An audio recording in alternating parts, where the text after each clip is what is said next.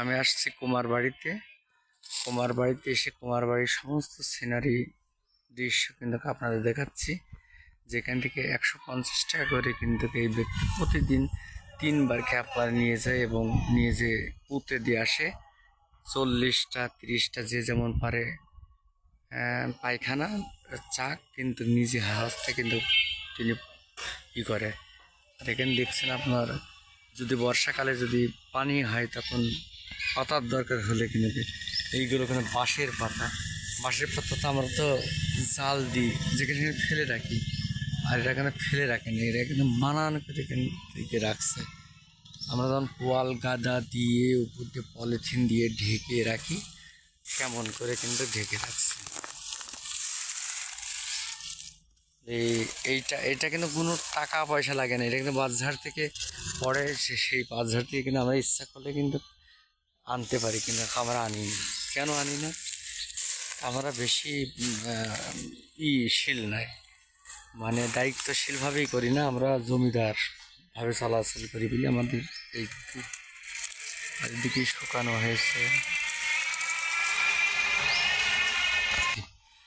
আপনি দেখছেন না জায়গা স্বল্পতার কারণে এখানে কিন্তু শঙ্কর দিয়া কুমার বাড়ির পাশে যে দেখছেন, এখানে খুবই সুন্দর একটা জায়গা যেখানে গরু খেলা খেলছে। ওই দেখেন উপরে গরু খেলা খেলছে।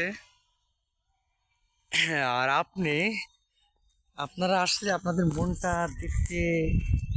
দেখতে আপনাদের মনটা ভালো হয়ে যাবে। আপনারা মনে করবেন যে এখানে বসে বসে গল্প করে যায়, এমন টাইপই হবে। আপনারা আসবেন, আপনারা যারা বিদেশ থেকে বাহির থেকে আসবেন, এসে আপনারা যখন ঘোরার দরকার হবে তখন আপনারা এখানে আসবেন, এসে বসে আপনাদের সমস্ত যে সেই কালচারালগুলো আপনারা দেখবেন, আপনাদের ভালো লাগবে। আমি আমি সবসময় চাই যে আপনারা সৃজনশীল করেন।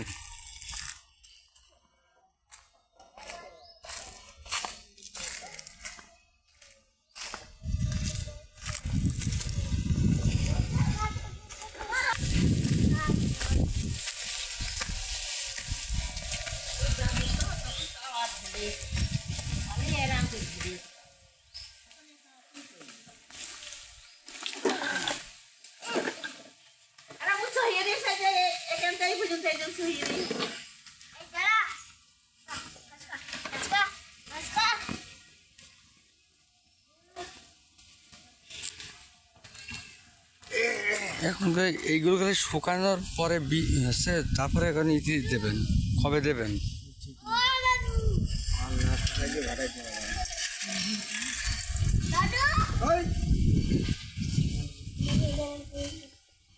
এই তোমার গাড়ি কি হয়েছে?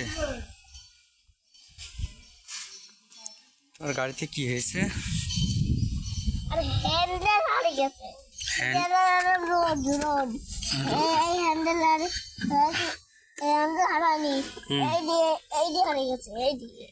বেকায়দা একটা ব্যাপার, হ্যান্ডেল হারিয়ে গেছে। তাহলে এখন তোমার দাদু কিনে দিতে পারছে না?